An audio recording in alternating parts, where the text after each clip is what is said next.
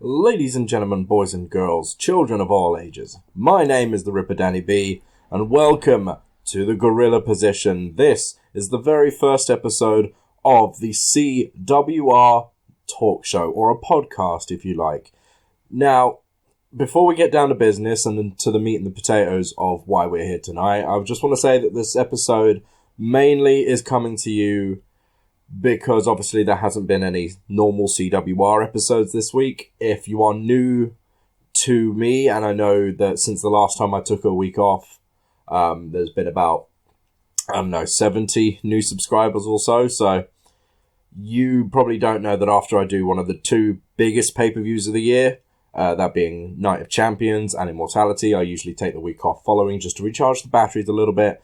And that's exactly what I'm doing. So this week has just been off. I know I said at the end of the last episode, see you next week. It was just me kind of being caught up in everything that I do and the normality of it all. So that's why we're off. But I figured rather than just going the whole week without any real explanation, I know the majority of you that subscribe don't actually follow me on Twitter. And I don't think I've actually said anything on Twitter yet anyway about taking the week off. Just hasn't really come to mind. My mind's been a bit off, so that's why it's been that way.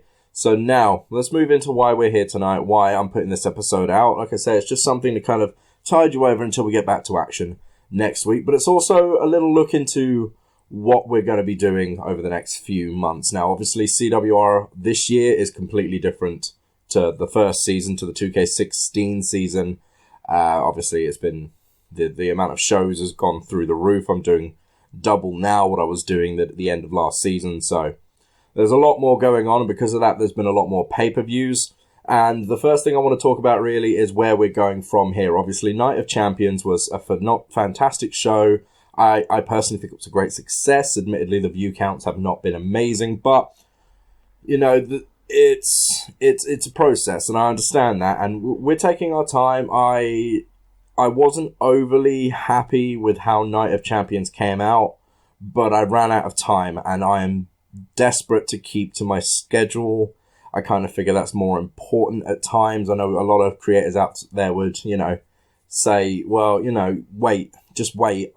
You'll get it when it's ready. And that's not the way I operate. I set a schedule and I want to keep to it. I'm usually very good at doing that. But Night of Champions, I just kind of, like, the matches themselves came out okay. I was pretty pleased with a lot of them, but I didn't have time to do any of the extra skits and bits I would have liked to have done. But it doesn't matter. It came out with a good show, and we've set up a lot of good things moving forward, obviously. If you haven't watched it yet, it is available to go view any time, so please go back, watch it. There will be spoilers in this video, so if you haven't seen it yet, then you are going to be subjected to those spoilers. So the first thing we're going to talk about is I've been a little vague about the pay-per-view schedule this year. I have actually had it planned out for a while, and so far, with the exception of moving a few things around date-wise, I've kept to that schedule pretty well. And now we're moving into the second half of the year, and the pay-per-views actually start to calm down a little bit in the second half of the year. Now, we got, obviously, at the beginning, we had Survivor Series in November, and then we had Apocalypse in December, we had Genesis, Payback, and Money in the Bank all in January, and then obviously Night of Champions in February. So, we've had a lot of pay-per-view content come our way, and that's just helped kind of get the storylines going. It set everything up, and it's now where I want it to be moving forward. So what we got coming up now, and I should probably have the dates up in front of me, and again, these dates at the moment they're interchangeable, as it were. They're not completely set in stone, although I will do my absolute best, obviously, to keep to them as much as possible. So following on from Night of Champions, we have two more pay-per-views before our next biggest show. Those two pay-per-views will be coming to you March 26th and April 9th, respectively. The first one is Fatality, which is a Horizon and Revolt cross-brand pay-per-view. They haven't done a cross-branded pay-per-view yet, so I figured that we should give them a chance to do one. It does mean that with the plan I've got going, that Asylum and Horizon won't have a dual brand one before the end of the year. Maybe we'll sort that out after the big show in the summer, but we'll get to that. And obviously the other one on April 9th, should I say, that will be Asylum's pay-per-view, and that will be Imperial Anarchy. Obviously the names don't mean anything to you now, but you know, that's the thing about CWR, is it has got a lot of WWE's elements in it, because I've used a lot of WWE stars. I can't really ignore the fact that those things exist, and sometimes it's just easier, the concept makes sense, and we'll get to that again in a moment. But they're the next two pay-per-views you've got to look forward to. Obviously, I can't give away too much information about what is going to be going on. If you don't know, I tend to plan out things quite far in advance. I've actually got the big 3 storylines, big 4 or 5 storylines, should I say, planned all the way through to the big show in summer already. So that's all, a lot of them are already underway, and they'll be, you know, continuing on. What I can say, of course, following the event at Night of Champions, we have already got one match confirmed for the Fatality pay-per-view, and that is Zack Ryder defending the Revolution World Championship against The Undertaker. That has been confirmed, and obviously, as we've got 3 weeks, I think, before that show, we will get all of those matches sorted out, you know, as we go on. So there's that. Then we move on beyond that. We move on to, like I said, one of the next big shows. CWR, I operate it on a 4 big show a year schedule. The first of those in the schedule is Survivor Series, which we had in November. The second of which I consider the second biggest show of the year, is Night of Champions. And then we've got the next one, which is Elimination Chamber, which is the other one of the 4 tri-branded pay-per-views. Elimination Chamber will contain all 3 brands, as I say. This year, there will be 2 Elimination Chamber matches. That might confuse you, of course. You know, how am I going to get 2 chamber matches into a 3-brand show? Why isn't it 3? Why isn't it just the 1? Etc, etc. That will all be explained in the coming weeks, and you'll see that unfold through the regular episodes. And it's quite a cool idea. I quite like what I've been doing with it. So hopefully you guys will get on board, and we'll play that out. Then after that, the pay-per-views really start to slow down for a bit. The Elimination Chamber will be coming, I think, the beginning of May, the first week of May. Because it's another tri-brand pay-per-view, I'll probably do something similar to what I did with Night of Champions. And it will be during the week instead of taking over a Sunday. I'll see, but that's more than likely the way it's going to go. So be prepared for that. And then the next pay-per-view's coming. After that, they will be in July, so you'll actually have a couple of months between Elimination Chamber and the next set. Each brand will be having their own pay-per-view, and it will be their pay-per-view that leads into their big match at Immortality, which is the biggest show of the year. That's my WrestleMania, which is in summer. That will be at the end of August. Before then, the WWE has the Royal Rumble. That kicks off their road to WrestleMania. Last year, I had the Royal Rumble as well. Last year, the Royal Rumble was the accumulation of it, because I only had the one brand. I had just had 2 divisions to work with, and it worked fine. It was a great way to get it through. But this year, with 3 brands, I was left in a bit of a dilemma about how we get to Immortality. How we decide the big challenges for the 3 big titles.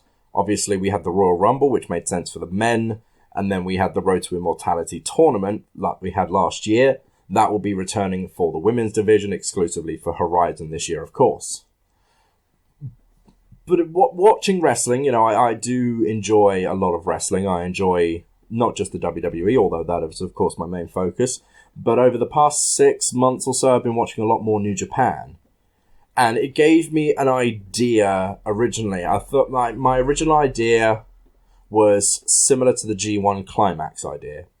But as time has gone on, I've adapted it and I've actually given this idea to Revolt.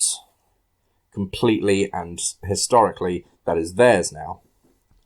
So, what is going to happen instead In that week in July, and at the moment it's scheduled for the first week of July, although it could move depending on, how long it takes these things to put together, because I always give myself too much to do and sometimes I struggle to keep up with it. But that is going to be pay-per-view week. And in that week, we will have Asylum's own branded Royal Rumble pay-per-view, where, of course, they will have the 30-man Royal Rumble. The winner will go on to Immortality to challenge for the World Heavyweight Championship. And then Horizon, as I said, will have the Road to Immortality tournament that will be taking place from Elimination Chamber onwards. 32 women single elimination tournament.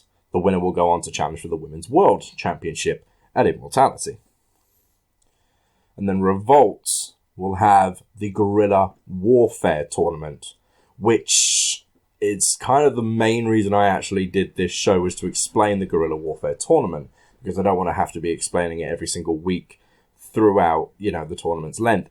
And considering the format of the tournament, it has to start, realistically, a lot earlier than the Road to Immortality tournament. And it will actually be starting this coming week on Revolt. Now, what that's that's the other one. What the Guerrilla Warfare tournament will consist of. 8 teams of 4 men will be put together. Those teams will accumulate points similar to the G1 Climax or the Bound for Glory series, but it is a team game. The standard things will be, if a guy wins from that team, he will accumulate 3 points for his team. If he loses a match, there's nothing, obviously. The extra difference will be if a guy wins a championship or defends a championship, they will win 5 points for their team. And if they lose a championship, they will lose 2 points for their team. This will continue on from next week all the way through the Elimination Chamber, all the way through the next period, up until pay-per-view week. Then the 2 teams with the highest scores at Guerrilla Warfare will then end up having 2 fatal 4-way matches between one another. And the winners of those matches, the individual matches, will go on later on in that night to a singles matchup, where the winner will then go on to face the Revolution World Champion at Immortality. It's as simple as that. It sounds a lot more complicated. As the weeks go on, obviously the scores will be left up on the screen every time one of these guys comes out. Every time the match begins, the scores for each and every individual team will be laid out. Now, how these teams will be laid out is 8 former champions. Well, actually, it's more than 8. But the 8 teams have been led by former or current champions. A couple of the teams are led by former tag team champions, therefore have co-captains. They've all been given a random drawing of the remaining Revolt members. There's exactly 32 men in the tournament. And, well, I think I was originally going to give away the teams in this video, but I think we'll do a separate video for that, so you are all aware, and that will probably come out, if not tomorrow, maybe over the weekend, so that you all, you've all caught up.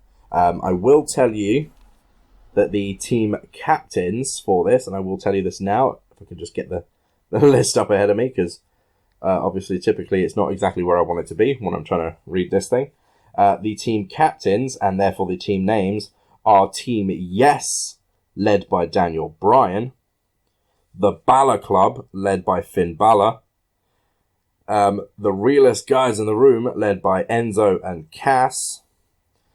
Team Lucha, which will be captained by Kalisto and Sin Cara.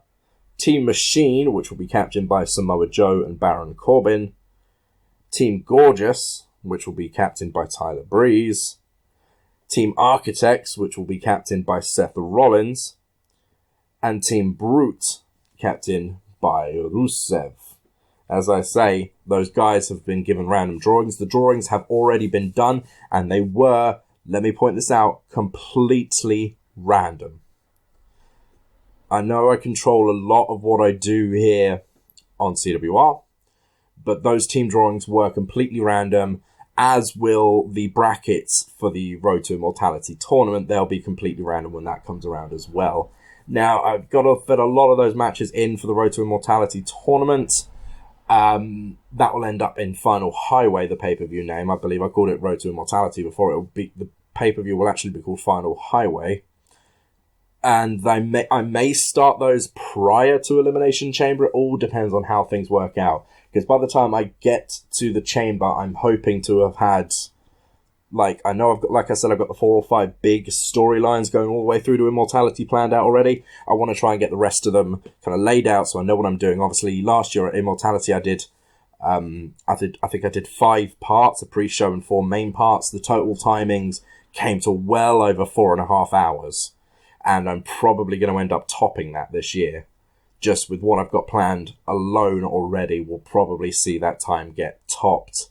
So we may even have to add an extra day to the schedule. It was scheduled at 4 days originally. We'll see how that goes. Again, that is at the end of August, so we don't really need to worry about that. The dates for that aren't set in stone yet. Obviously, when I said I've got the schedule, I've probably put a graphic up on the screen that shows you where the tentative dates are. Immortality, truly it's a bit of a tough one. I don't know why I decided to do my biggest show of the year at the most awkward time of the year for me, but I did. I don't really want to leave it till any later, simply because I don't know when the next game is going to come out, and I don't know how my schedule is going to change come September. Obviously, over the summer, if you're British, you know this already, but we have a 6-week holiday on the schools. And of course, I've got a young son and I've got a young stepson who often comes down to see us during those periods, which means I've got 2 kids around and recording times are damn near impossible. So I like to be as done in advance as possible. And sometimes if I'm just not done in time, then there'll be very little chance for me to actually get anything else done up. So I may have to push the dates back. But it is also my son's birthday at the beginning of September, so I lose that time frame there as well. So it all gets a bit fun. So yeah, I really did stick it at the worst possible time of year, but it's fun. To me, it feels like my big show, the way I believe it, should feel like it's a summer show. That's the big time for people to come out, is at the summer. I know it's traditionally seen that the big pay-per-view of the year for wrestling companies is done, the first half of the year between January and May, and that's just not me. I prefer to do it in the summer. Maybe it's because I'm a summer child myself. I don't know, but whatever the case, that is what it is. Also, I think it gives me less time to fill between Immortality then and the next game, the beginning of the next season. Last year, obviously, I just had in Exodus. I just had the one more pay-per-view, and that was kind of like a storyline ender, because obviously new storylines do come out of Immortality, but with new roster members coming in the next game, updated features, things of the like. I try not to get too many new things going. I tried that last year. Obviously, I set up Dolph Ziggler's big championship win. But that was about the only thing, really. Everything else kind of stayed on the status quo going into the second season. I'm not going to say I'm going to do that again this year. I'm not giving you any spoilers or anything here. Who knows? I may decide, especially when we find out when the next game will be released, because by Immortality we will know the date of release by then, and we'll probably even know most of the roster, so I'll know where I stand. I've kind of just used cores, especially last year. I used a lot of cores to fill in spaces. I've not done that so much this year. One, simply because the roster was far more expanded. And the reason I used so many cores last year was because, well, there were females. I needed a lot more females to fill up the brackets, especially going into the Road to Immortality, and it worked out fine for me. Got the job done, but this year we got a lot more of those females back, and obviously some of the girls that were in last year and were predominantly featured as well towards the end, such as Peyton Royce and Liv Morgan. They haven't shown up again yet because, I got enough models to work with, and it just kind of works out okay.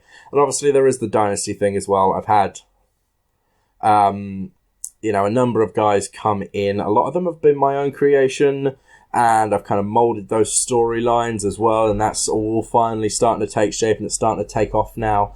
And quite often, Dynasty actually turns out to be more popular than the other shows in the week as well, which I find quite interesting. Not always, mind, but sometimes. Because of it, I've got a good working relationship with a couple of other YouTubers out there, a couple of other wrestling YouTubers as well, and you've already seen some of that come to fruition with the FHB. And you'll see another one come to fruition very, very soon. One I can't wait for you all to see, because I am ecstatic that this thing is going to be happening, but that's in time, honestly. I'm genuinely happy that something big is going to be happening soon. So, Dynasty is going to continue to expand. Obviously, we crowned the first Rising Star champions at the Night of Champions pre-show, Lux and Tigre Azul. We will be having people move up into the main rosters as time goes on. I'm not going to say when. Obviously, I'm not going to say who. I'm not going to say a championship win is a definite guarantee for a promotion. I'm not going to say that not winning a championship will not get you a promotion. It will work similar to NXT. It is basically, if I can find a story that I think makes sense to bring a guy up to the main roster, I will use that guy or that girl. That's what I'll do. So yeah, keep an eye out for that. You may or may not start seeing people come up from the main brand to the main brands later on. And of course, with people moving up to the main brands, I know with the Dynasty rules, people can, flitter back and forth. And we have seen Claudia Thorne and Sarah Storm and Legend Jezzy all move back down into Dynasty for periods at a time. Obviously, Trey Macia, who was a staple on the main roster last year, as was Juliette Brooks. They both moved into Dynasty because I didn't have anything for them to do on the main rosters, but they were obviously such integral parts of last year. Obviously, Juliette Brooks was the Road to Immortality winner last year. She was one half of one of the co-main events of Immortality, so I wasn't just going to let her slide out the way. I had to keep her in focus. So as people move up, we will see new guys come in. I've already had a couple of offers from a couple of different people who want to use their cause in my universe mode, and that's fine. If there are anybody else out there, if there's anybody listening to this that wants their cause to show up in their universe mode, you know how to contact me, the Twitter, here on YouTube. Let me know that you're interested, and we can talk about the fundamentals of how it works to be on the Dynasty brand. I think a couple of people have come to me with ideas and like, well, you haven't quite understood what I'm doing here, and they've backed away, and that's their own prerogative. I'm never going to make anybody, but we do need to get a couple more bodies down there, especially in the men's division, because there's only a few, so need to round that up. So there's a lot of interesting and I think personally very excitable content coming up. The big thing for me at the moment, if you don't know, I run 2 other channels as well. I used to put a lot more effort into them, and then I kind of dropped off for a bit to focus on the CWR, but now I've rebranded myself on those channels, and I'm kind of refocusing, so there's going to be a lot more work going on in there. Hopefully, it means that the CWR is not going to be affected. Hopefully. If it is, obviously, if there's something needs to be changed, if I need to lower my workload over here somehow, I don't see how I can do it without screwing up months worth of plans, but I can figure it out if need be. I've got to try and balance everything so I don't go completely insane and just let everything crash. But they will, those channels are starting to see a little bit of traction coming. Not a lot. Well, one of them is anyway. The other one's still dead in the water, but never give up and all that bull. So yeah, hopefully if anything does need to be changed, I will let you guys know. But that shouldn't be it. So, yeah, I don't think I've really got anything else I want to say today. If you have listened all the way through, you've had a lot more time to spare in a day than I do sometimes, but that's fine. That's cool, man. Take your time. I'm always here for you. I'm always here to chat. I do like giving a talk. What I do want to say is if you did like this, if you did like this kind of behind-the-scenes look into what I'm doing, please let me know, because I actually quite enjoyed making this, and this one was a bit vague and just kind of here's an update on the channel situation. If you want to hear me do more of these, like take a further look into my universe mode and how I've produced, or my plan ideas, or what's changed. Think, like, I had an idea to do something. If you know of MathWiz97X, he does a Behind the Universe show. I thought about doing something like that. But obviously I just don't have the followers right now. I don't have the people who would be interested, or I don't think, but obviously I could be completely wrong. You know, you guys have got to speak up. The interaction on this channel is a little bit lacking, people, but I understand it. Nobody wants to be the first. I get it. It's cool. But, you know, if you want to see things like that, just let me know. Just bring it up to me. And if you want to see anything particular, or you want to know how I do anything, or you want to know how I come up with plans, or anything of the like, just let me know. Because, well, it's a fun and interesting process trying to plan out 4 brands, storylines months in advance. Sometimes it does drive me a little loopy from time to time, I'll give you that, but it's quite a fun process all the same. And I was also thinking about taking the Guerrilla Position podcasty thing more kayfabe and using it as maybe a weekly look back at the CWR, kind of fill in the blanks that I couldn't quite get in. You know, I don't use a lot of cutscenes in my universe mode videos like a lot of other guys, and I don't use, you know, a lot of speech in comparison. There are reasons for that, one of which is time. Simply, I'm putting out 4 episodes a week. You know, a lot of these guys that put out cutscenes are either doing it exclusively, kind of like Element Games' style with his story modes. That's all he does. Well, that's not all he does, but, you know, he doesn't run a universe mode. Or you're thinking more Delzinski, who does 2 a week, who are much bigger, and, you know, they're much grander than what I do. Mathwiz is in the same boat there, about 3 episodes a week, roughly, if he's on time, which he's not always. Are you, Matt? But, but the other thing is, of course, my limited equipment as well. These guys, you know, they have proper editors to work with. I don't. I actually edit everything I do for CWR on Movie Maker. So you can imagine, for anybody that's ever used Windows Movie Maker before, you can imagine the restrictions I'm working with. So there are ways and means, but it's not easy, and it takes sometimes a lot more work than I've got. As I say, I've still got to run. I've still tried to get up at least 4 other channels, 4 other videos for my other channels a week, and I'm still a full-time father, and I run a blog, and I'm still recovering from knee surgery. So it's all a bit of a, you know, time is a bit of an issue, basically. I rarely have 5 minutes to think. And when I do, you know, I'm sitting down like this. I had half an hour to spare tonight, so I thought, I'll record this podcast thingy. And it's just gone. It's gone away. So there's that. Anyways, I really am going to wrap it up this time. I know I can talk for days. I used to love silence, believe it or not. It's the downside of becoming a parent, I guess. You just get used to noise around. For now, guys, if you did enjoy this style of video, if you want to see more of these, if you want me to make them a regular occurrence, you know what you need to do. Hit that comment box below and go, Danny, I like this. Make more of them, please. And if you don't even want to leave a comment, very easy way of doing it. Hit that little like button, and it lets me know that you've enjoyed the video, that you've enjoyed me rambling for the last half an hour, and I will do more of them. I'll be happy to.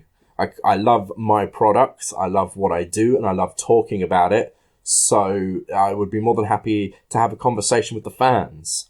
You know, if this thing gets very, you know, a good amount of appreciation, I could look into doing a proper podcast, getting the fans, getting you guys involved.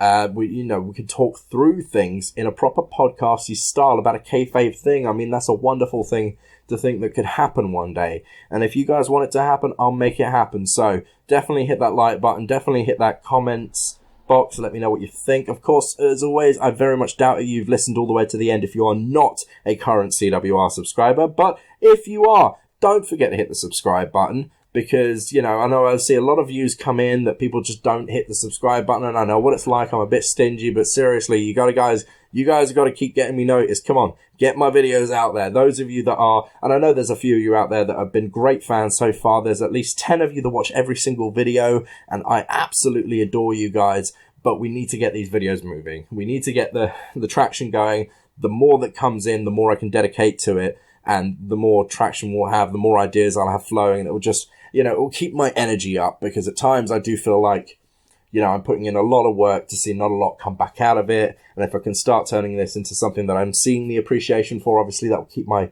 mood up. It will just keep me focused on what I need to do. But that's kind of a side note, I guess. Until next time, guys, we'll be returning back to our normal action on Tuesday with Asylum. But until then, as always, take care and keep it sweet.